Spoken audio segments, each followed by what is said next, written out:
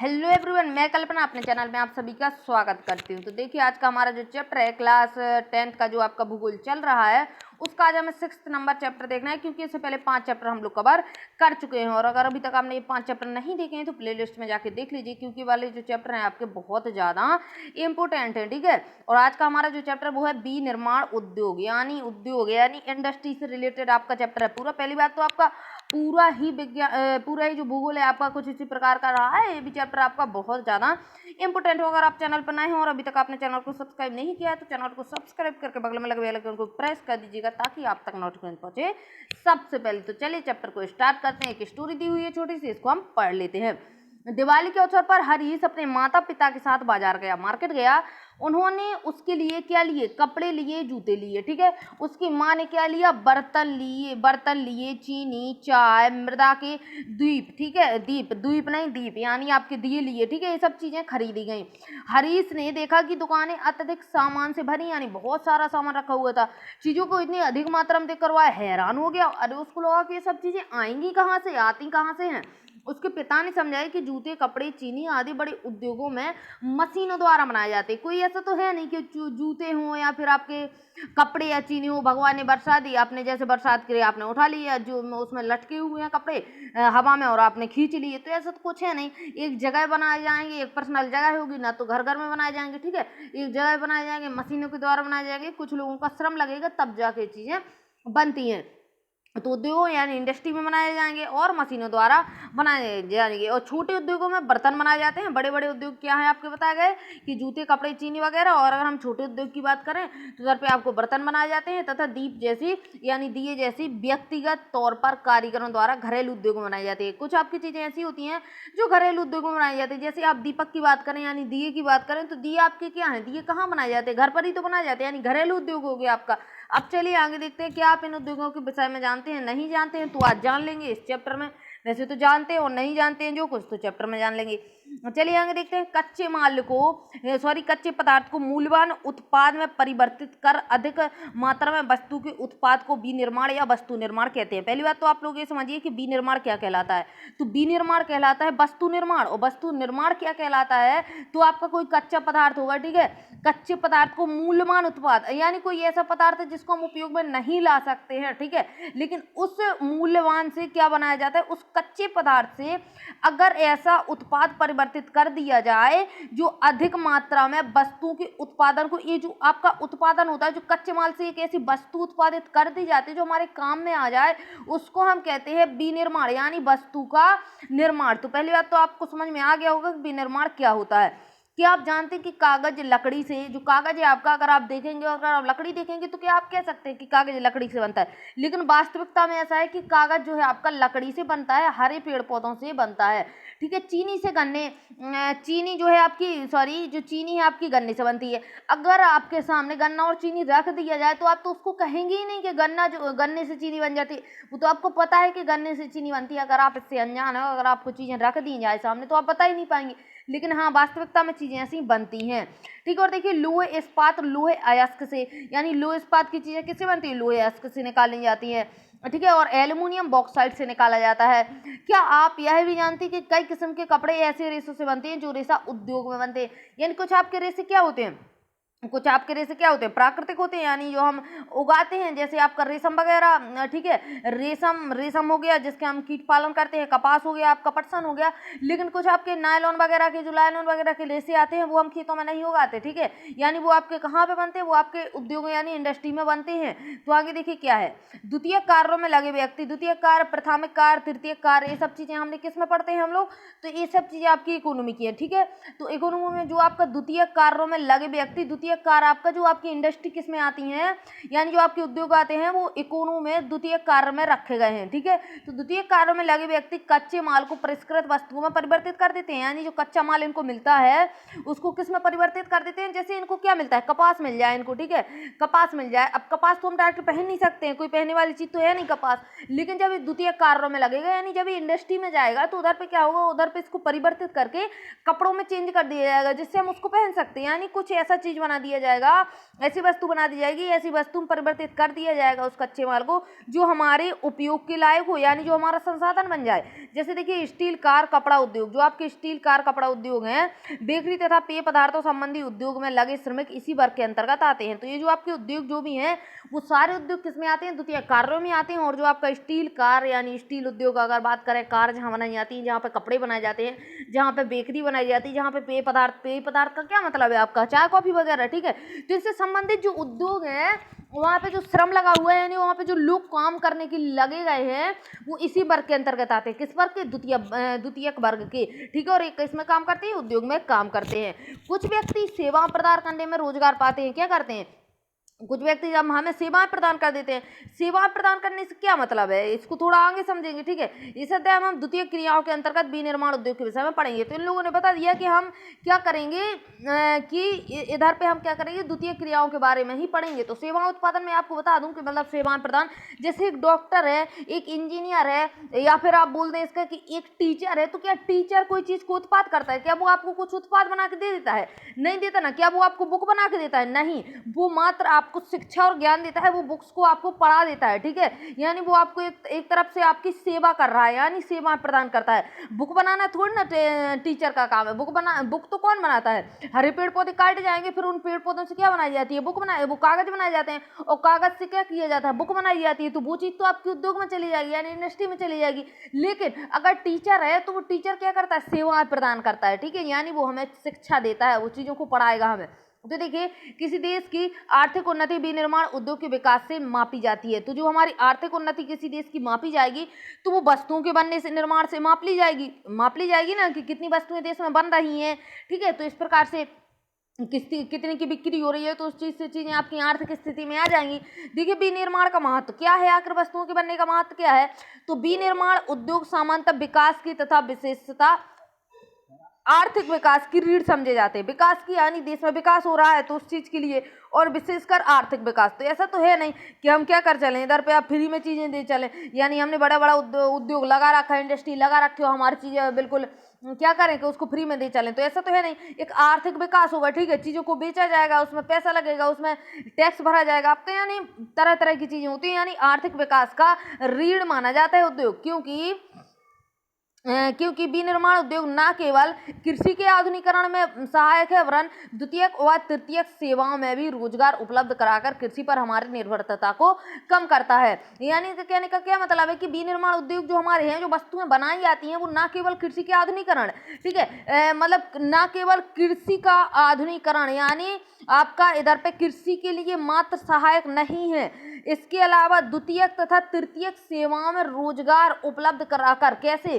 देखिए द्वितीयक क्षेत्र जो आपका है वो खुद आपका उद्योग, यानी आपका उद्योग में चीजें बनती हैं तो उसको हम द्वितीयक क्षेत्र कहते हैं। और इसके अलावा बोल रखा है कि तृतीयक सेवाओं में भी रोजगार प्रदान कराते हैं। अब जो चीज बनेगी, बताइए कोई चीज बन रही है तो उसकी सेवाएं हमें पहुंचानी होगी, लोगों तक पहुंचानी होगी। तो जो लोग उधर पे कार्य करते हैं तो वो आपके तृतीयक में चले जाएंगे, क्योंकि आपका जो तृतीयक क्षेत्र है वो आपका सेवाओं से संबंधित है।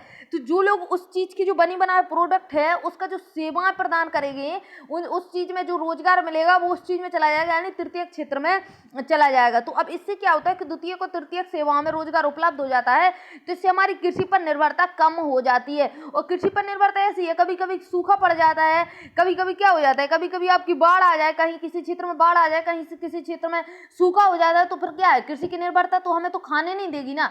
अब यानी हम कृषि पर निर्भर हैं, हो सकता है किसी साल आपका मानसून ना आए, सूखा पड़ जाए, तो उस साल आपकी कृषि नहीं होगी, और जब कृषि नहीं होगी तो आप कैसे खाएंगे, ठीक है। वही चीज है, बता रखा है कि कृषि की निर्भरता को कम भी कर देता है और हमें मतलब चीजों की सुविधाएं भी हो जाती है, मतलब कृषि पर हम पूरा निर्भर नहीं रहते हैं, ठीक है। अब आगे देखिए दूसरा पॉइंट क्या दिया हुआ है, देश में औद्योगिक विकास बेरोजगारी तथा गरीबी उन्मूलन की एक आवश्यक शर्त है। क्या बोल रखा है कि देश में जो हमारा औद्योगिक विकास हो रहा है, जो इंडस्ट्री हमारी लग रही है, वो बेरोजगारी तथा गरीबी की एक आवश्यक शर्त है। यानी अगर इंडस्ट्री आप लगाते हैं तो एक तो उसमें रोजगार उपलब्ध होगा, अब जो रोजगार उपलब्ध होगा तो बेरोजगारी कम होगी, ठीक है। और जब रोजगार उपलब्ध होगा तो लोग गरीब भी कम रहेंगे, क्योंकि वो अपना भरण पोषण कर सकते हैं, क्योंकि वो काम करेंगे, उनको पैसा मिलेगा, वो खा पी सकते हैं अच्छे से। तो ये चीज़ हो जाएगी आपकी। उद्योग से क्या होगा, उद्योग से क्या होगा या इंडस्ट्री से क्या होगा हमारे यहाँ पे कि बेरोजगारी से क्या होगा, रोजगार बढ़ेगा तो बेरोजगारी कम हो जाएगी और गरीबी भी कम हो जाएगी क्योंकि रोजगार मिलेगा लोगों को। भारत में सार्वजनिक तथा संयुक्त क्षेत्र में लगे उद्योग, सार्वजनिक तथा संयुक्त, संयुक्त देखिए इसमें क्या है, इसी विचार पर आधारित है। ठीक है, ये चीजें आपकी इसी विचार पर आधारित है कि बेरोजगारी और गरीबी को कम करना है। अब देखिए आगे जनजाति हैं, जो आपकी जनजाति तथा पिछड़े क्षेत्रों में उद्योग की स्थापना का उद्देश्य भी क्षेत्रीय असमानताओं को कम करना है। क्षेत्रीय असमानताओं को क्या मतलब है कि कोई लोग क्या है आपका कि कोई आज आप भी जिस मोहल्ले में रहते होंगे तो ऐसा तो है नहीं कि सबके पास सेम पैसा है। हो सकता है आपके आसपास के कुछ लोग ऐसे हों, मजदूर हों, गरीब हों, क्या एक टाइम कमाते हैं तो दूसरे टाइम खाते हैं, यानी वो एक दिन ना कमाए तो उनको शाम के टाइम हो सकता है खाना भी न मिले। कुछ लोग हो सकते हैं ऐसे हों कि उनके बड़ा बड़ा हवेली बनाओ, बड़े बड़े उनके पास गाड़ियां हो, ठीक है, वो अकेले ही बैठ के एक गाड़ी में कहीं जाते हैं, उनके बड़े बड़े बिजनेस लगे हों। तो ये क्या है आपकी असमानताएं तो ही हैं। ठीक है, तो वही चीज बता रखा है कि जनजाति तथा पिछड़े क्षेत्रों में उद्योग की स्थापना का उद्देश्य क्षेत्रीय असमानताओं को कम करना था। यानी जो क्षेत्रीय असमानता इतनी हो रखी है, लोगों को रोजगार प्रदान कराया जाएगा और जो लोग काम के इच्छुक हैं वो काम को करेंगे तो वो क्षेत्रीय जो असमानता है वो थोड़ा कम होगी क्योंकि लोग एक स्थिर लेवल पे आ जाएंगे, यानी एक से लेवल पे थोड़ा बहुत आ जाएंगे कि हाँ भाई उनको खाना नहीं मिल रहा तो वो अच्छा खाना खा सकते हैं। ठीक है, तो वही चीज है कि जनजातियों में तथा पिछड़े क्षेत्रों में उद्योग इसलिए लगाए गए। दूसरी बात देखिए क्या है, निर्मित वस्तुओं का निर्यात वाणिज्य व्यापार को बढ़ाना है जिससे अपेक्षित विदेशी मुद्रा की प्राप्ति। अब इधर पर क्या बता रखा है कि निर्मित वस्तुएं, अब जो हमने वस्तुओं का निर्माण किया है हमारे देश में तो हो गए, ठीक है, हमारे देश में तो उसका काम हो गया, अब वो वस्तु फिर भी हमारे पास है तो हम क्या करेंगे उसको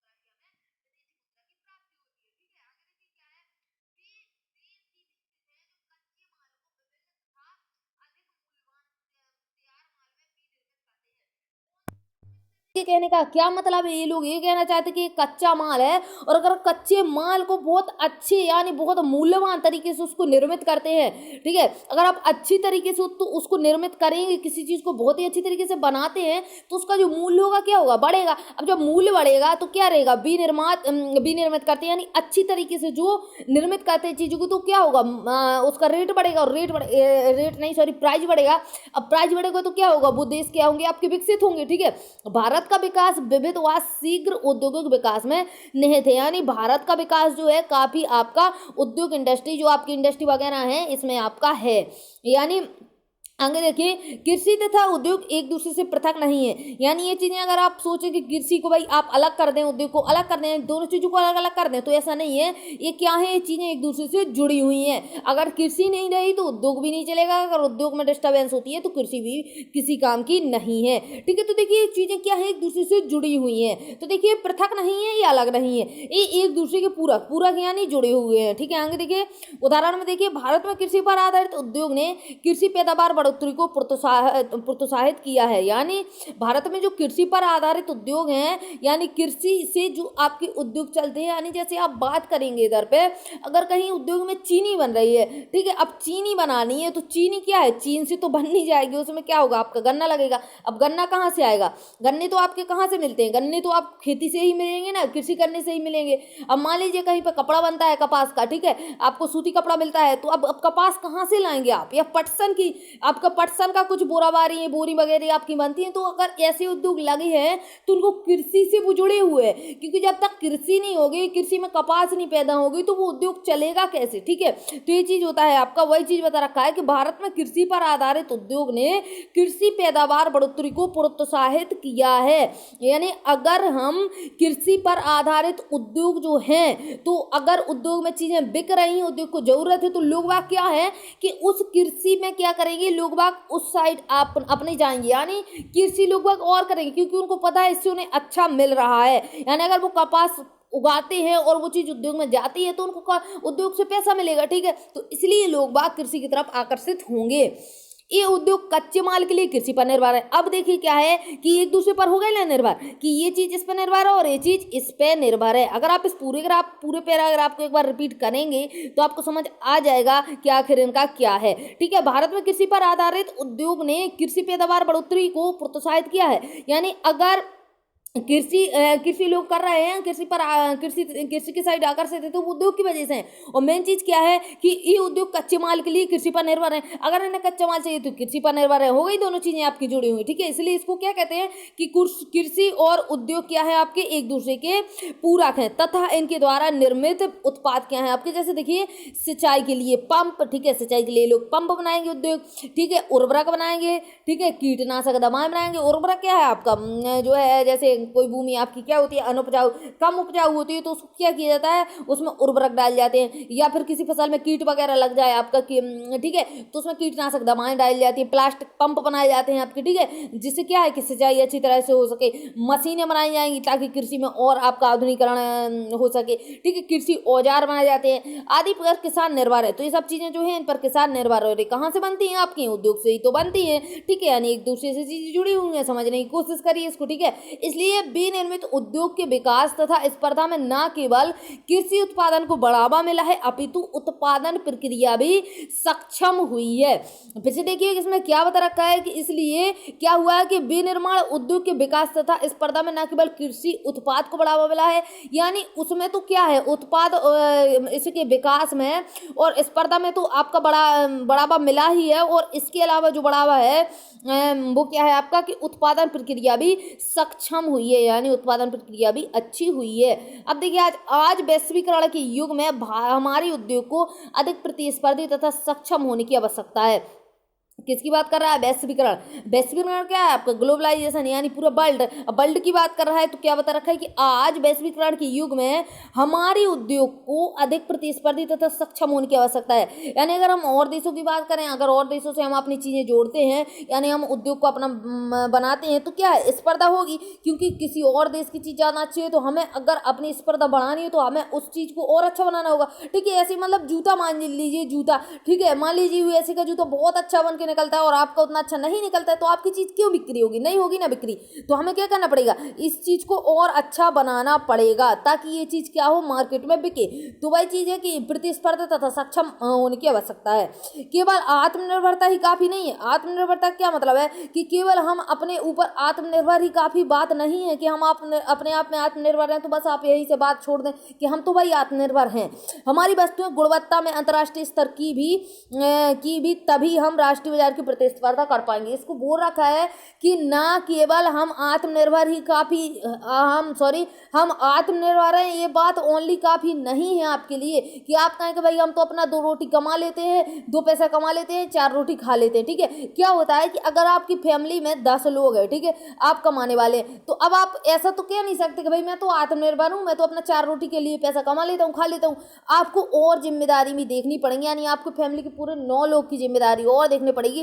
इससे फिर आपको क्या करना पड़ेगा कि आप जो पैसा कमाते हैं उसमें आपको और प्रतिस्पर्धा से क्या करना पड़ेगा, आपको और अच्छा पैसा कमाना होगा ताकि आप इन 9 लोगों को भी पाल सके। तो वही चीज है कि ओनली आत्मनिर्भर होना काफी नहीं है। हमारी वस्तुएं की जो गुणवत्ता है वो अंतर्राष्ट्रीय स्तर पर यानी इंटरनेशनल यानी पूरे विश्व के स्तर पर अंतर्राष्ट्रीय स्तर की भी तभी हम क्या कर सकते हैं, अंतर्राष्ट्रीय बाजार में प्रतिस्पर्धा कर सकते हैं। हम अगर अंतर्राष्ट्रीय स्तर की हमारी वस्तुएं हैं तभी हम इंटरनेशनल मार्केट में प्रतिस्पर्धा यानी कंपटीशन कर सकते हैं। अब हम बात करेंगे राष्ट्रीय अर्थव्यवस्था में उद्योगों का योगदान। तो हमारी जो राष्ट्रीय अर्थव्यवस्था है, जो हमारी इकोनॉमी है, ठीक है, उसमें हमारे उद्योगों का क्या योगदान है, यानी इंडस्ट्री से क्या मिलता है। तो देखिए पिछले 2 दशकों से क्या मतलब, 1 दशक में क्या होता है, 1 दशक में 10 साल होते हैं, तो 2 दशक में कितने हो जाएंगे भाई, 20 साल हो जाएंगे।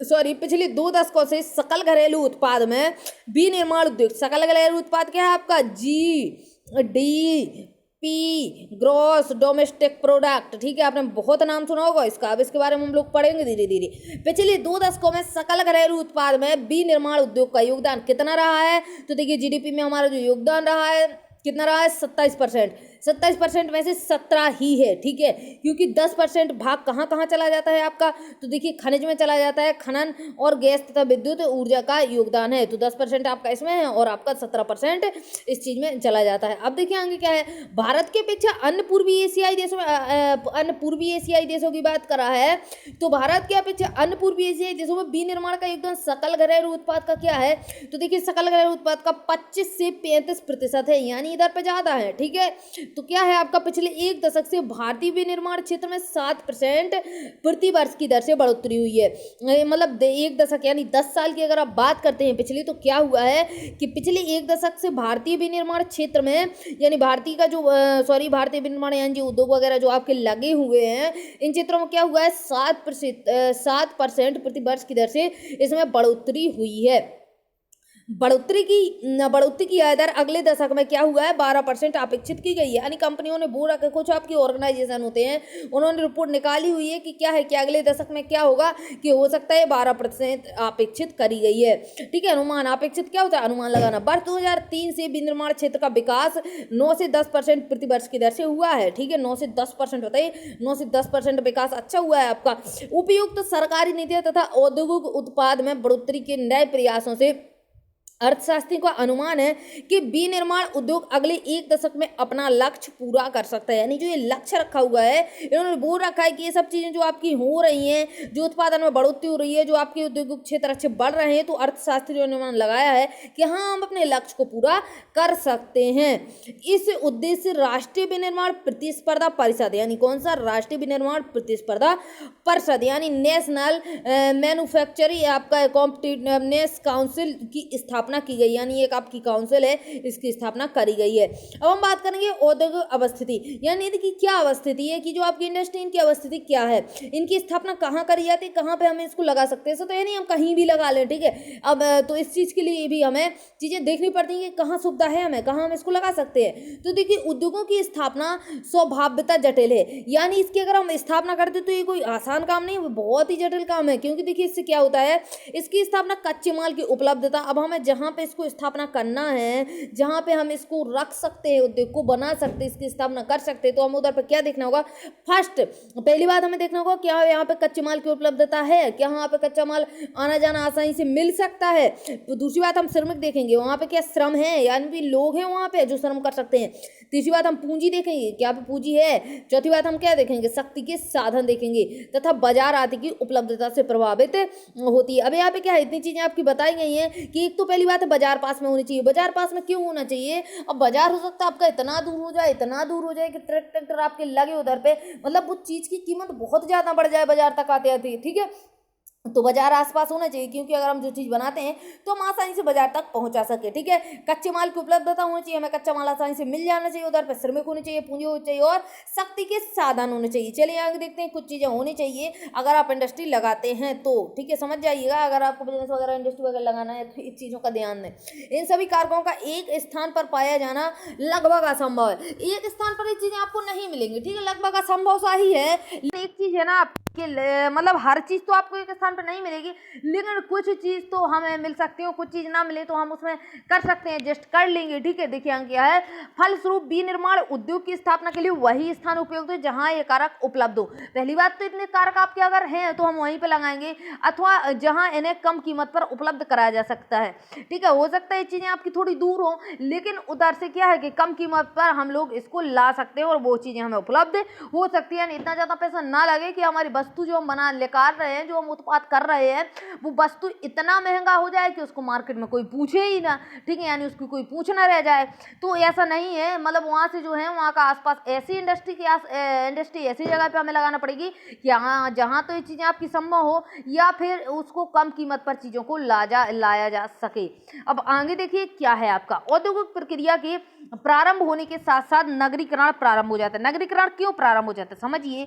नगरीकरण इसीलिए प्रारंभ हो जाता है क्योंकि औद्योगिक प्रक्रिया है, यानी यहाँ पे औद्योगिक प्रक्रिया है तो वहाँ पे आपको रोजगार मिलेगा। रोजगार मिलेगा तो क्या है, लोग वहीं पे ठहरना स्टार्ट कर देंगे। अब ठहरेंगे तो क्या है, उधर पर नगर तो बसेगा ही, ठीक है। जो लोग श्रम करेंगे वो ठहरेंगे, जो इंडस्ट्री में काम करेंगे वो लोग उधर पर रुकेंगे, तो उधर पर आपका नगरीकरण प्रारंभ हो जाएगा। कभी कभी उद्योग शहरों में या उसके निकट लगाए जाते हैं, इसलिए ही लगाए जाते हैं क्योंकि शहरों से चीजें आपको आसानी से उपलब्ध हो जाए। इस प्रकार औद्योगिकरण तथा नगरीकरण साथ साथ चलते हैं। तो ये चीजें देखिए आप लोग के औद्योगिकरण और नगरीकरण में क्या संबंध आपका बन रहा है, मैंने चीजें आपको क्लियर बता दी हैं। नगर उद्योगों को बाजार तथा सेवाएं, जैसे देखिए क्या है कि नगर उद्योग जो है आपके, ठीक है, जो आपके नगर बस चुका है, नगर उद्योगों को बाजार तथा सेवाएं कौन सी, आपकी बैंकिंग की सेवा, बीमा की सेवा, परिवहन की सेवा, श्रमिक की सेवा, वित्तीय सलाह आदि उपलब्ध कराते हैं। तो इधर पे क्या है कि जो नगर होते हैं वो उद्योगों को ये सब चीजें, क्योंकि देखिए नगर है अगर तो बैंकिंग तो लगेगा ही, बीमा ये सब मतलब छोटी छोटी चीजें, आपकी श्रम लगेगा, लोग बाग रहेंगे तो परिवहन रहेगा उधर पे, ठीक है। वहीं पे फिर क्या होगा, नगर बन जाएगा तो ये आपका मार्केट भी बन जाएगा। अब जब ये सब चीजें हो जाएंगी आपकी तो सब आसपास हो जाएगा ना, तो वही चीज बता रखा है। चलिए इसको थोड़ा आगे बढ़ेंगे। नगर केंद्रों द्वारा दी गई सुविधाओं से लाभान्वित कई बार बहुत से उद्योग नगरों के आसपास ही केंद्रित हो जाते हैं। तो देखिए क्या है कि नगर केंद्रों द्वारा दी गई सुविधाओं से लाभान्वित है, यानी केंद्रों से, यानी जो सरकार से जो सुविधाएं मिलती हैं उससे वो नगर को मिलती है, ठीक है। और कई बार बहुत से उद्योग नगरों के आसपास ही केंद्रित कर दिए जाते हैं, यानी वहीं पे उनको लगा दिया जाता है, जिसे समूहन बचत कहा जाता है। इसको क्या कहा जाता है, समूहन बचत। ऐसे स्थानों पर धीरे धीरे बड़ा उद्योगिक समूह स्थापित हो जाता है। अब क्या होगा, बड़ा उद्योग, एक उद्योग लगा, दूसरा लगा, तीसरा लगा, चौथा लगा, ऐसे कर करके बहुत सारा समूह बन जाएगा आपका, उधर पूरा समूह टाइप का आपका बन जाएगा। अब चलिए क्या है, स्वतंत्रता से पहले, इसका कहने का क्या मतलब है, 1947 के पहले, स्वतंत्रता के पहले अधिकतर विनिर्माण उद्योग की स्थापना दूरस्थ देशों में व्यापार पर आधारित थी, यानी उधर पे जो लगाए गए थे वो क्या है आपके दूरस्थ देशों के से व्यापार पर आधारित थी। जैसे देखिए मुंबई, कोलकाता तथा चेन्नई आपके परिणामस्वरूप कुछ एक नगर औद्योगिक केंद्र के रूप में उभरे जो आपके ग्रामीण कृषि पृष्ठदेश से घिरे हैं। यानी इधर पर फिर देखिए क्या बता कि परिणामस्वरूप कुछ एक नगर, यानी कुछ नगर उभरे जो कि आपके नगर औद्योगिक केंद्र के रूप में उभरे। क्यों, किसके केंद्र में, औद्योगिक केंद्र बन गया, ठीक है, जो ग्रामीण कृषि पृष्ठ क्षेत्र से घिरे हैं, सॉरी, जो ग्रामीण कृषि पृष्ठ प्रदेश, यानी उधर पे आसपास क्या है आपके कि उधर पे ग्राम है, यानी आपके गांव है, ठीक है। चलिए आगे देखिए, उद्योग बाजार संबंध, इसको थोड़ा समझेंगे, ये चीज थोड़ी आपकी समझने लायक है हल्की सी, ये जो फिगर बना हुआ है। तो पहली बात तो क्या है, उद्योग बाजार संबंध क्या है, इनमें संबंध तो देखिए उद्योग और बाजार में क्या संबंध है। एक तो आपका निवेश रहेगा, कच्चा माल अथवा उसके घटक, ठीक है, कच्चा माल चाहिए, उसके हमें घटक चाहिए, या फिर दूसरी बात देखिए उत्पादन घटक। उत्पादन घटक क्या है आपके, मतलब किस प्रकार से आप चीजों को बना सकते हो और निकाल सकते हैं मार्केट में। तो कुछ चीजें हमें चाहिए, ऐसा तो है नहीं कि हम भैया बैठे बैठे हमने लंबी लंबी सांसें ली और चीज बन के मतलब निकल आए। तो मतलब उत्पादन घटक चाहिए कुछ, जैसे देखिए भूमि, अगर भूमि उधर नहीं है तो आप कैसे उधर पे इंडस्ट्री लगाएंगे, हवा में तो टांग नहीं देंगे ना इंडस्ट्री को, ठीक है। इसके बाद देखिए क्या है, श्रम चाहिए, अगर लोग होंगे तभी तो वो काम करेंगे, पूंजी चाहिए यानी पैसा होने चाहिए हमारे पास तभी तो हम लगा सकते हैं। तीसरी बात उद्यमी होनी चाहिए, यानी लोग होने चाहिए उद्यम के लिए, ठीक है। और संरचना होनी चाहिए, यानी हम उधर पे देखना चाहिए कि वहाँ की एक संरचना क्या है। फिर आगे देखिए, फिर अब जब ये चीज बन के निकल आएगी तो क्या लगेगा, हमें एक परिवहन लगेगा, परिवहन से हम चीजें कहाँ पहुंचाएंगे, कारखाने में, ठीक है। कारखाने से क्या होगा, तैयार माल आपका उत्पाद के रूप में आ जाएगा। फिर हमें एक परिवहन लगेगा, यानी ट्रैक्टर वगैरह भेजने के लिए। जब तक हम इसको कहाँ भेजेंगे, परिवहन के द्वारा, परिवहन के द्वारा हम इसको क्या करेंगे, बाजार में भेजेंगे। अब बाजार से चीजें क्या है, बाजार में हमने चीजें पहुंचा दी, अब बाजार में चीजें पहुंचने के बाद हमें पैसा मिलेगा, पूंजी मिलेगी, क्योंकि बाजार में चीजें बिकेंगी। अब जो पूंजी मिलेगी फिर से हम इसको क्या करेंगे, ये इसी इंडस्ट्री में जाके लगा देंगे। तो ये पूरा आपका चक्र लग रहा है, ठीक है। जैसे आप बिजनेस करते तो क्या करते, मैं जैसे मान लीजिए मैंने बिजनेस डाल रखा है, ठीक है, मैंने बिजनेस डाल रखा, तो उस बिजनेस से जो पैसा निकलेगा, जो चीज पैसा निकलेगा, जो पूंजी निकलेगी, उस बिजनेस को अगर मुझे बढ़ाना है, देखिए अगर एक तो दो चीजें होंगी, एक तो पैसा निकलेगा आपका बिजनेस से, अब मुझे अगर बिजनेस को खत्म करना है तो क्या करूंगी, मैं उस पैसे को किसी और मतलब अपनी कुछ भी कर सकती हूँ, गाड़ी ले सकती हूँ भाई, अपने ऐसो आराम के लिए कुछ भी किया, पार्टी की, उड़ाया पैसा, ठीक है। और अगर सही तरीके से दिमाग लगाया जाए कि जो बिजनेस से पैसा निकल रहा है और बिजनेस आपका छोटा है उसको बड़ा करना है, तो बार बार उस बिजनेस में वो पैसा इधर मार्केट से आएगा और बार बार आप बिजनेस में पैसा लगाएंगे। अब बार बार जब वो पैसा इधर से आएगा, इधर से, ठीक है, इसमें चीजें क्या है, हर साल आपका उत्पादन बढ़ेगा, फिर मार्केट का पैसा बिजनेस में लगेगा आपका, फिर बिजनेस का पैसा आप मार्केट में उत्पादन करके मार्केट में पहुंचाएंगे। तो इस चीज से क्या होगा, आपका जो बिजनेस है वो आपका बढ़ता जाएगा। तो वही चीज इसमें लग रखी है कि इधर से चीजें बन के निकल रही है, मार्केट तक पहुंच रही है, पूंजी निकलेगी, इस पूंजी को फिर से हम इसमें लगा देंगे। तो वही चीजें आपकी, चलिए आगे देखते हैं किसी उद्योग की अवस्थिति का निर्धारण उसकी न्यूनतम उत्पादन लागत से निर्धारित होता है।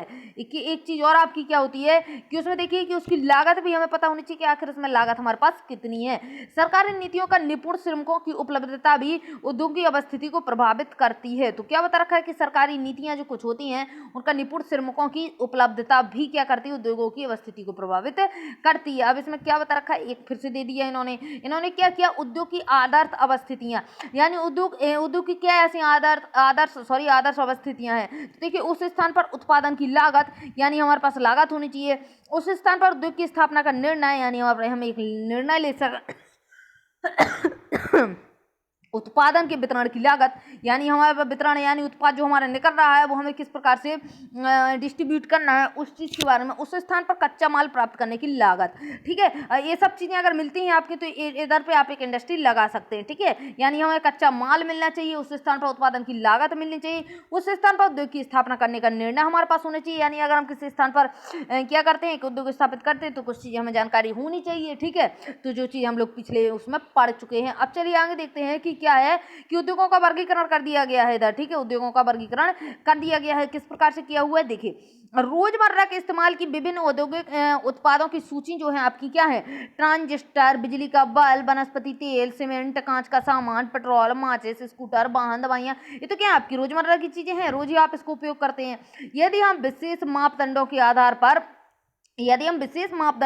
पर विभिन्न उद्योगों का वर्गीकरण करते हैं तो विनिर्माण को आसानी से समझ सकते हैं। तो देखते हैं आप इसका वर्गीकरण, इसका क्लासिफिकेशन, इसको बांट दिया गया है। क्या है आपका, प्रयुक्त कच्चे माल के स्रोत के आधार पर, तो जो हमें कच्चा माल प्राप्त होता है उसके स्रोत पे आधार पर अगर हम चीजों को बांटते हैं तो देखिए एक तो आपकी हो जाएंगी कृषि आधारित, दूसरी आपकी हो जाएंगी खनिज आधारित। ठीक है, अगर आप कृषि आधारित की बात करें तो क्या मिलेगा आपको, सूती वस्त्र, यानी अगर आप कपास की बात करते हैं तो उसी से तो हमें सूती वस्त्र मिलता है, तो ये तो आपका कृषि आधारित हो गया। ऊनी वस्त्र, तो ऊनी वस्त्र भी आपकी कृषि आधारित हो गए। ठीक है, पटसन भी आपका कृषि आधारित है। ठीक है, रेशम वस्त्र आपकी कृषि आधारित हो गए। रबड़ आपको मिलती है तो वो भी आपकी रबड़ की खेती करी जाती है। चीनी यानी आपकी क्या है, गन्ने की खेती करी जाती है। चाय पत्ती, चाय आपकी खेती करी जाती है। कॉफी की खेती करी जाती है।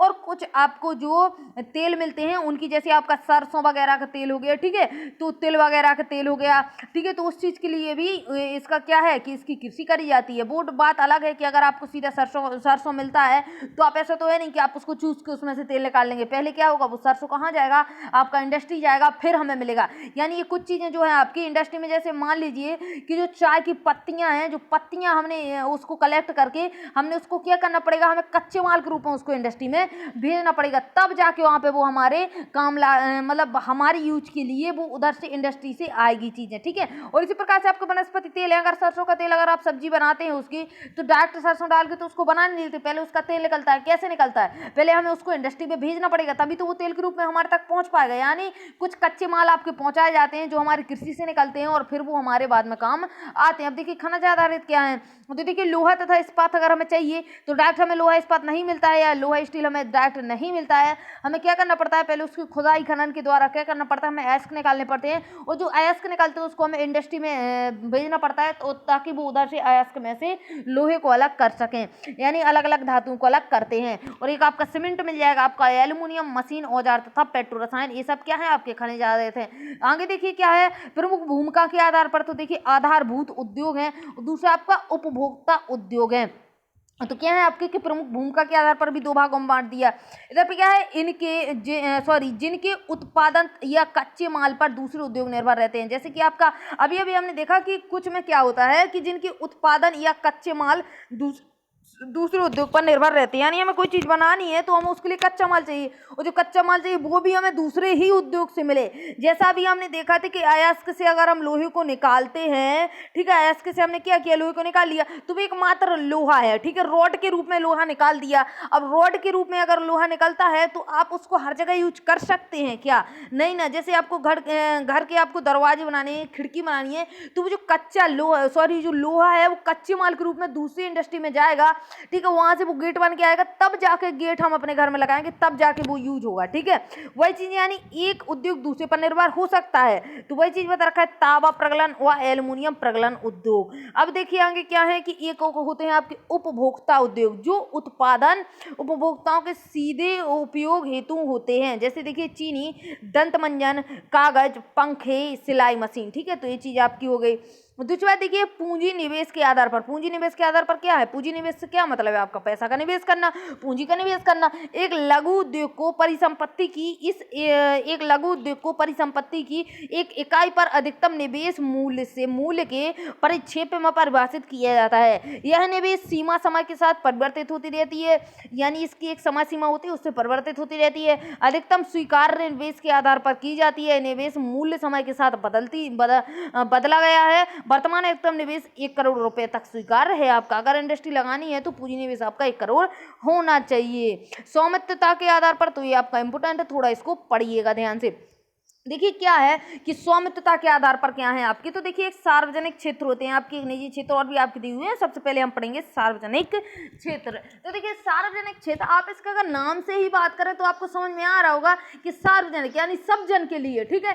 तो सार्वजनिक क्षेत्र में लगे क्या होते हैं आपके, सरकारी एजेंसियों द्वारा प्रबंधित तथा सरकार द्वारा संचालित होते हैं। यानी सरकारी एजेंसियों, इनकी बागडोर सरकारी एजेंसियों के पास होती है और सरकार के द्वारा संचालित यानी चलाए जाते हैं। जैसे कि आपका भारत है भी इलेक्ट्रिकल लिमिटेड, क्या है आपकी भेल, भेल के बाद है आपकी सेल, ठीक है। तो भेल पूरी और सेल पूरी नहीं है इधर पे आपकी, ये क्या है आपके इधर पे आपकी इंडस्ट्री है, ठीक है।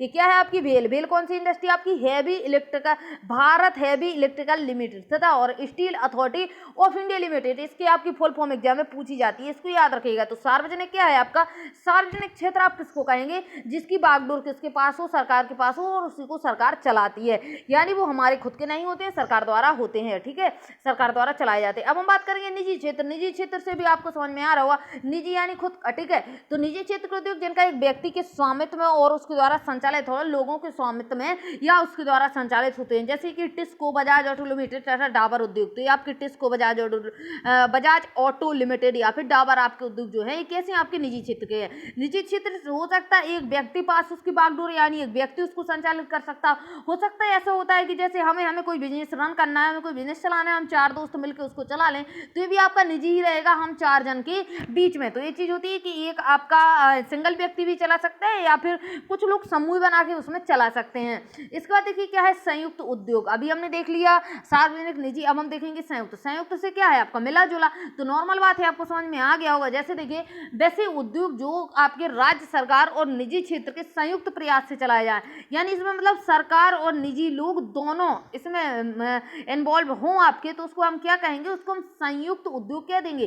जैसे आपका ऑयल लिमिटेड इंडिया, अब इसको आप ऑयल भी पढ़ सकते हैं और अगर ऑयल का अगर आप फुल फॉर्म करते हैं तो वो भी आपका ऑयल इंडिया लिमिटेड हो जाएगा। इसको थोड़ा गौर करिएगा, मैंने क्या कहने की कोशिश करी है इसको देखिएगा। आगे देखिए क्या है, इसमें क्या है आपका कि चौथा नंबर पे आपका आता है सहकारी उद्योग। तो क्या है सहकारी उद्योग, अभी हमने 3 उद्योग देखे, एक अकेला चलाया गया, एक सरकार के द्वारा चलाया गया, एक मिलकर चला लिया गया, ठीक है। अब हम देखेंगे सहकारी। तो सहकारी क्या है, जिनका स्वामित्व कच्चे माल की पूर्ति करने वाले उत्पादों, श्रमिकों या दोनों के हाथों में होता है। संसाधनों का कोष संयुक्त होता है तथा लाभ हानि का विभाजन भी अनुपातिक होता है, जैसे कि आपका महाराष्ट्र के चीनी उद्योग तथा केरल के नारियल। फिर से समझिएगा इसको क्या है, इसमें क्या होता है आपका सहकारी में क्या होता है कि आप 2 लोग हैं, ठीक है, किसी के पास कुछ है, मान लीजिए आपके पास जमीन है, ठीक है, आपके पास जमीन है, उसके पास कच्चा माल है, एक व्यक्ति और आया, वो बोला मेरे पास मशीन है। अब तीनों ने क्या किया, एक जुट बनाया और क्या किया, इस जमीन पर मशीनें लगा के कच्चे माल से उद्योग स्टार्ट कर दिया। अभी तीनों जुड़ गए, ठीक है, इसके मालिक कौन हो गए, तीनों लोग हुए, यानी बराबर अधिकार होगा तीनों का, ठीक है। सो इससे निकल के जो लाभ आएगा वो लाभ का अनुपात क्या होगा, इन तीनों में बराबर अनुपात में बटेगा। यानी मान लीजिए 150 रुपये इनमें लाभ हुआ तो इनको लाभ तीनों को क्या मिलेगा, 50-50 मिल जाएगा। यानी यह लाभ या हानि जो होगी इनका अनुपात जो है बराबर में इन तीनों में रहेगा, यानी कुछ मिलजुल के, यानी ये सहकारी आपका हो जाएगा। तो मेरे ख्याल से आप कुछ चीजें समझ में आ रही होंगी कि सहकारी से क्या मतलब है कि किसी चीज के पास, किसी व्यक्ति के पास कुछ है, किसी व्यक्ति के पास कुछ है, किसी व्यक्ति के पास कुछ है, तो ये सब जोड़ के चीजें आपकी बन जाए तो उसको हम कहते हैं सहकारी उद्योग, ठीक है। जैसे कि आप बताइए डेयरी वगैरह है आपकी, तो अगर डेयरी वाला चीज है तो किसी के पास गाय भैंस है, यानी उसके पास दूध की उपलब्धता है। कोई एक व्यक्ति बोलता है मेरे पास जमीन है, ठीक है, यानी वो उधर पे डेयरी बना सकता है। तो ये व्यक्ति क्या करेगा, इसके पास जमीन नहीं है तो ये इसकी जमीन के साथ मिल जाएंगे दोनों, ये अपनी गाय भैंस का दूध निकाल के डेयरी में काम में लाएगा और ये व्यक्ति क्या करेगा, क्योंकि इसके पास जमीन है तो इसकी जमीन भी यहीं पे इधर पे डेयरी बनवा देगा, ठीक है। एक व्यक्ति के पास मशीनें है तो वो मशीन लगाएगा इधर पे, तब तो डेयरी काम करेगी या रन करेगी वो, ठीक है। तो वही चीज होती है कि मतलब किसी के पास कुछ है, किसी के पास कुछ है, और जोड़ तोड़ के हम चीज़ों को करते हैं तो उसको हम क्या कहेंगे, सहकारी उद्योग का नाम दे देते हैं। और ये क्या है आपका, महाराष्ट्र के चीनी उद्योग और केरल के नारियल उद्योग आपके इसी पर आधारित हैं। अब देखिए क्या है, कच्चे तथा तैयार माल की मात्रा व भार के आधार पर, तो इधर पे इन्होंने फिर एक आपका डिवाइड कर दिया। तो देखिए क्या है, भारी उद्योग जैसे कि आपका इस्पात तथा स्टील है, और लोहा तथा बड़े बड़े उद्योग हैं आपके। इसके बाद देखेंगे हल्के उद्योग जो कम भार वाले कच्चे माल का प्रयोग करते हैं। इधर पे क्या है कि इधर पे जो कच्चा माल लगाते हैं तो भारी ही लगेगा, लोहा है तो लोहा ही लगेगा, ठीक है। इसके अलावा वो रखा है हल्के उद्योग जो कम भार वाले कच्चे माल का प्रयोग कर हल्के माल तैयार करते हैं, जैसे कि आपका विद्युतीय उद्योग, ठीक है, यानी आपका इलेक्ट्रिसिटी वाला। अब हम बात करें कृषि आधारित उद्योग, यहाँ पर टर्म तो आपको बहुत हो गया, इसको थोड़ा और पढ़ेंगे अभी, ठीक है, अब इसको और पढ़ेंगे। कृषि आधारित उद्योग, तो क्या है आपके कृषि आधारित उद्योग, बहुत सिंपल भाषा में लिखी हुई है चीजें, ठीक है। तो देखिए सूती वस्त्र, पटसन, रेशम, ऊनी वस्त्र, चीनी तथा वनस्पति तेल आदि उद्योग आपकी कृषि से प्राप्त कच्चे माल पर आधारित हैं। यानी अगर आप बात करेंगे जो आपका सूती वस्त्र उद्योग लगा हुआ है, जब तक आपको कपास नहीं मिलेगा तो क्या करेगा, कुछ नहीं करेगा। और कपास आपको कहाँ से आएगा, कृषि का तो ये कच्चा, कृषि तो अगर कपास बनाएगी, कृषि कपास बनाएगी तभी तो कच्चा माल निकलेगा, कहाँ पे जाएगा फिर वो कच्चा माल सूती वस्त्र उद्योग में चला जाएगा। गन्ने का भी ऐसे ही है। चलिए कि किसको देखते हैं, वस्त्र उद्योग, तो क्या है आपके वस्त्र उद्योग। भारतीय अर्थव्यवस्था में वस्त्र उद्योग का अपना अलग महत्व होगा ही, क्योंकि जो हम कपड़े हैं आपको मिलते हैं तो बहुत ज़्यादा है, ठीक है, और बहुत ज़्यादा हम लोग खरीदते हैं, शॉपिंग वगैरह करते हैं, तो हमारी अर्थव्यवस्था में इसका योगदान हो जाता है। तो जो आपको वस्त्र उद्योग है, ठीक है, यानी जो आपका इधर पे कपड़ा इंडस्ट्री है, उसका क्या है अर्थव्यवस्था में बहुत ज़्यादा महत्व है, क्योंकि इसका औद्योगिक उत्पादन में महत्वपूर्ण योगदान है। कितना योगदान है इसका, लगभग 14%। यह लगभग 350 लाख व्यक्तियों को रोजगार उपलब्ध करवाता है। अब देखिए साढ़े 300 लाख व्यक्ति को रोजगार उत्पन्न करवा रहा है क्या, मात्र कपड़ा उद्योग, ठीक है।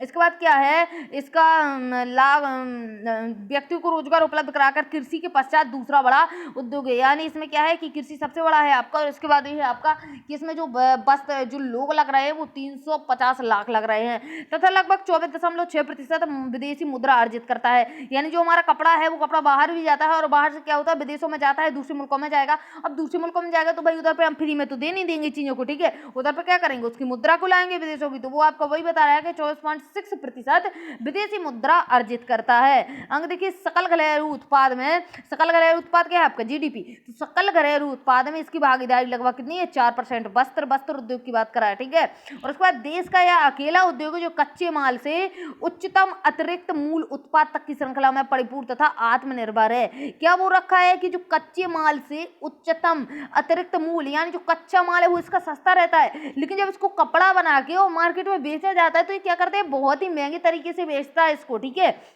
तो वही चीज बता रहा है। अब हम देखेंगे आगे, तो आगे देखिए सूती वस्त्र उद्योग। अभी तो हमने देखा वस्त्र उद्योग, हम बात करेंगे सूती से क्या आ जाएगा, इधर पे आपका कपड़ा, सूती से क्या आ जाएगा, सूती यानी आपका कॉटन से क्या आ जाएगा आपके पास, कपास। तो देखिए प्राचीन भारत में सूती वस्त्र हाथ से कताई किए जाते थे, हथकरघा बुनाई तरीकों से बनाए जाते थे। यानी पहले मशीनें नहीं थी, क्या किया जाता, हाथों से ये सब चीजें करी जाती थी। 18वीं शताब्दी के बाद विद्युतीय करघों का उपयोग होने लगा। अब क्या हुआ कि आपके विद्युतीय करघे आए, यानी इलेक्ट्रिकल आए, ठीक है। औपनिवेशिक काल के दौरान हमारे परंपरागत उद्योग को बहुत हानि हुई। यानी हम पहले क्या करते थे, हाथों से बनाते थे, और इसके बाद क्या हुआ, जैसे ही विद्युतीय करघे आए तो इससे क्या हुआ कि जो हम हाथ से बनाते थे उससे क्या हुआ, उन चीजों को बहुत ज्यादा नुकसान पहुंचा, ठीक है, उद्योग को बहुत हानि हुई, क्योंकि हमारे उद्योग जो है इंग्लैंड के मशीन निर्मित वस्तुओं से प्रतिस्पर्धा नहीं कर पा रहे थे। स्पर्धा कहाँ से कंपटीशन कर लेंगे, कहाँ मशीन की बनी चीज और कहाँ हाथ की बनी चीज, तो उससे क्या हुआ,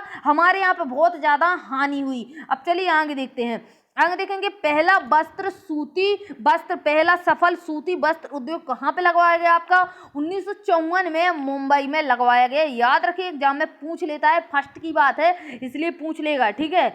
आगे देखिए यूरोप 2 विश्व युद्धों से जूझ रहा था, यूरोप में युद्ध चल रहे थे तथा भारत इंग्लैंड के अधीन था। तो इसमें क्या हुआ, ऐसे में इंग्लैंड में कपड़ों की मांग आपूर्ति हेतु भारत सूती वस्त्र उद्योग को प्रोत्साहन मिला। यानी क्या हुआ कि जो भारत भारत में जो सूती वस्त्र उद्योग थे उनको प्रोत्साहन मिला किनसे? इंग्लैंड से। चलिए आगे देखिए, नवंबर 2011 तक देश में लगभग 1946 सूती वस्त्र कृत्रिम रेशे की कपड़ा मिलें थी। यानी बताइए आप 2011 की बात करते तो 1946 सूती तथा कृत्रिम रेशों की कपड़ा मिलें इधर पे बन चुकी थी, सूती वस्त्र की और कृत्रिम रेशों की। ठीक है, इनमें से 80% निजी क्षेत्र में तथा शेष आपके सार्वजनिक और सहकारी क्षेत्र थे।